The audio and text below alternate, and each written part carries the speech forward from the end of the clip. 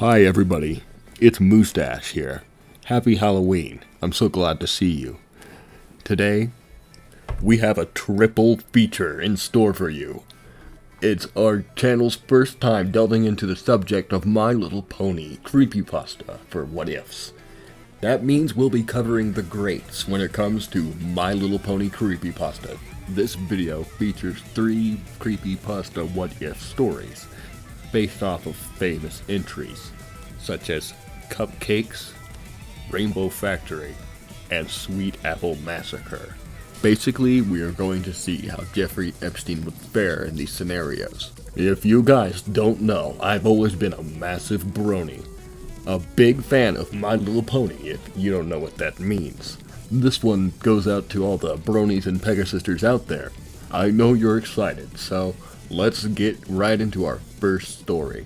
What if Jeffrey Epstein was baked into cupcakes by Pinkamena Diane Pie?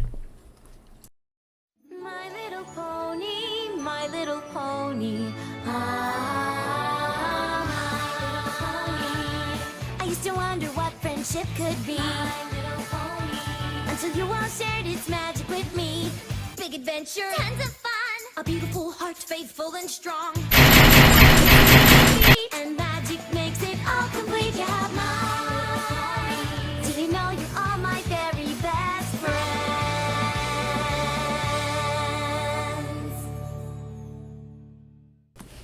Welcome to the world of Equestria. Or should I say, welcome back. Things are not quite as you remember as you see in this universe. Jeffrey Epstein has always been there, from the very beginning. He's assisted the main 6 with a couple of adventures. He's united with them, and together they form now the main 7. He's the element of prosperity, and a long-standing member of the team. All the other ponies respect him. Today seems just like a normal day for him, at least he thinks. He's on his way to Twilight Sparkle's library. He enters and says hello to her. They've gathered here today to hold a little meeting. All 5 of the other characters show up as well, one by one. Or 5, at least they thought, because Pinkie Pie's missing. And that's the subject of today's meeting. There's 20% fewer of the main 7. Just at that moment, they all received 6 invitations for one of Pinkie Pie's famous cupcake parties. Everyone gets so excited, especially Rainbow Dash and Jeffrey. They all quickly run over to her place. Pinkie Pie, excited as ever, greets them all. Hi everyone! I'm so glad you're here! They all get ready to party. Many ponies from town are also invited. Many brand new treats and confections are on display, and many free samples are available for people to eat. Jeffrey Epstein and Rainbow Dash go in and happily collect some donuts for themselves. Jeffrey remarks that this is a fantastic party and he's having such a fun time. He tells Pinkie that she should come to one of his special parties sometime. Yippee! I'd love to go to a party! Don't you party with Princess Celestia up in Canterlot? Jeffrey can confirm that, and he tells her that she just has to come up and see for herself. The party goes on, but it's not too long before it's coming to an end, and the main 6 and all the other ponies trickle out one by one. Jeffrey and Rainbow Dash get caught at the door by Pinkie. Hey, wait! You guys should try some of these special cupcakes I got. Jeffrey and Rainbow Dash enter and sit by a table waiting for the special cupcakes. Pinkie Pie quickly pulls out the fresh and cold cupcakes. As they dig in, as they're so used to eating cupcakes for every meal at this point, they eat every little bit, and they soon start to feel a little funny after. They start to pass out. He awakes in an environment that he has not seen, well, ever since he got here, to the land of Equestria. He notices that Rainbow Dash is in a similar predicament that he is. They're both strapped to the tables. Pinkamena greets both of them in the room. Good morning, you two! I hope you like those cupcakes. Jeffrey is still too dazed to respond. Bet you want to know what the secret ingredient was, don't you? Well, just look all around you. It's everywhere. Jeffrey panics and struggles, but it's useless. Probably wonder what's going on right now. Well, you're next. Pinkie Pie lifts a scalpel into the air. she slowly takes it down onto Jeffrey Epstein's cutie mark and cuts it off. He then screams as he's struggling and watches in horror as Jeffrey is horrified and is forced to witness Pinkamena cut off Rainbow Dash's wings with a bone saw. She then proceeds to a table in a dark corner to stitch both of these things onto her dress. Just take a look at this. It's too bad I can't wear it at one of your parties.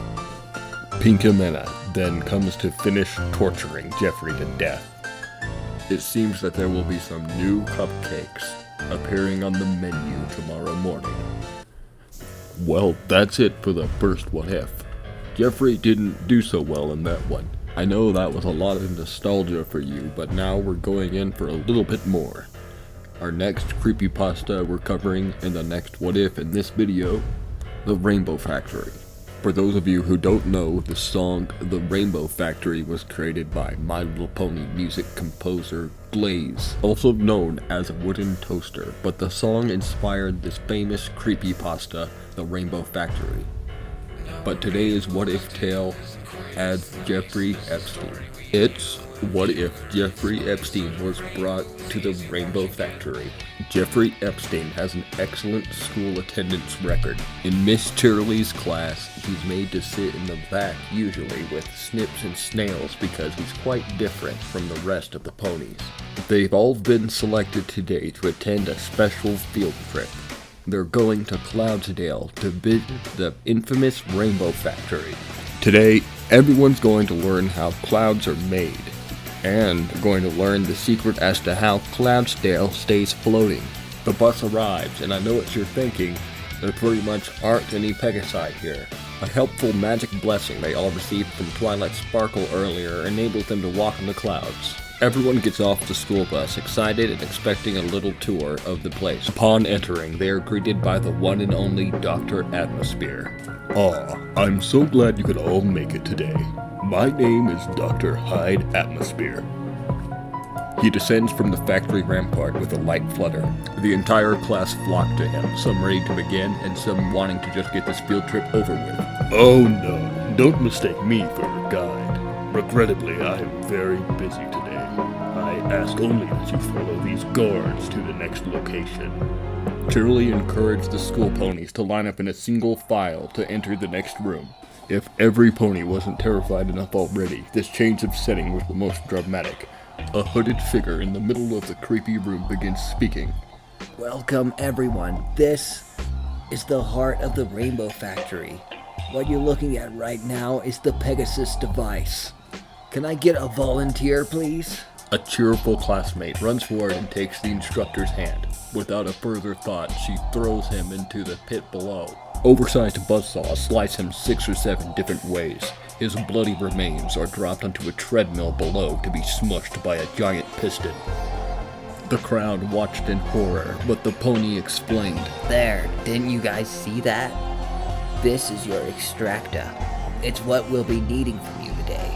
The hooded figure is revealed to be Rainbow Dash. I'll be killing you all first now to avoid any fuss. Jeffrey quickly runs for the door, banging on it, but it's locked. He begged Miss Shirley for help. He cried out for anybody's help, but nobody came.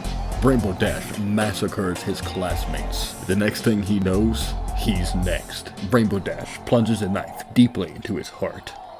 The last thing Jeffrey sees as he fades from this life is Rainbow Dash dragging him to the Pegasus device. The factory workers are ready to begin processing the extractor. For one particular individual, it's becoming too much grief for him to process as he sees the reflection of an eerie, sorrowful face looking back at him in the bloody buzzsaw. Well, that does it for What If Jeffrey Epstein Was Brought to the Rainbow Factory. But Jeffrey Epstein's time in Equestria isn't over yet. I must ask you something. Have you ever heard of the My Little Pony creepypasta, The Sweet Apple Massacre? If you haven't, don't look it up. I'm going to tell you what happens. In my version of the story that features Jeffrey Epstein. Let's jump right into our final tale. What if Jeffrey Epstein was the victim of the Sweet Apple Massacre? Jeffrey Epstein, searching for work in the land of Equestria, He finds himself at Sweet Apple Acres. He's here to try out a good hard day of work and make some bits. His letter was received and he was written back to a long time ago telling him to come on in. Jeffrey Epstein knocks on the door. He's greeted by Granny Smith. She then introduces her new guest Jeffrey to her granddaughter and her quite large and intimidating grandson, Big Macintosh. Jeffrey identifies him as the man of the household and greets him. But Big Macintosh clearly isn't having any of it. Applejack apologizes for him. Things seem well, as tonight Jeffrey gets the privilege to sleep in the Apple family homestead. He gets ready for a good night of sleep. Tomorrow is when he starts work for the first time. But there's a little problem. Jeffrey wasn't offered any apple cider this entire time. In the middle of the night, Jeffrey leaves the room.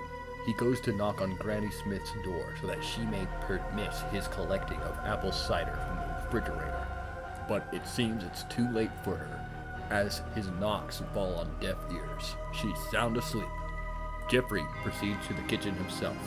Before he gets there, Jeffrey sees Big Mac standing tall at the end of the hallway. Jeffrey, that's your name, right? Jeffrey froze. I heard you needed apple cider. Jeffrey is confused. He didn't let anyone know that he needed this apple cider just yet. As he cautiously walks forward, Big Mac suddenly produces a large glass of apple cider. Big Mac's expression is stone cold and does not change. Here. Jeffrey takes the glass and sheepishly finds enough courage to thank him. Jeffrey is pressured to keep quiet at this time, and he returns to his room without making a sound. This cider is quite warm, he thinks, but he is quite thirsty as well. Jeffrey is not able to get much sleep, but as soon as he dozes off, right after 5 a.m., 5 loud knocks bang on his door, startling him awake. A note then slid under the door. The instructions on it were quite clear. He's to show up at the barn, now, to get ready to start picking apples. Strange, he thinks. He knows that there isn't an apple tree in there. He supposes that he could be wrong. Applejack and Granny Smith are nowhere to be seen now. He finds his own way to the barn. He enters and sees Big Mac. It's difficult to tell from his glistening red fur, but he's covered in blood. He's wielding a chainsaw and standing over the deceased remains of the Apple family. Jeffrey froze. Big Macintosh quickly galloped in front of him. He wastes no time, sinking his chainsaw in to his shield. Jeffrey smirks. Nope. Give me that shit. Big Mac violently disarms him of the shield and tosses it aside. He punches Jeffrey Epstein in the face multiple times, revs up his chainsaw, and it's ready to be used. He uses it, but with surgical precision.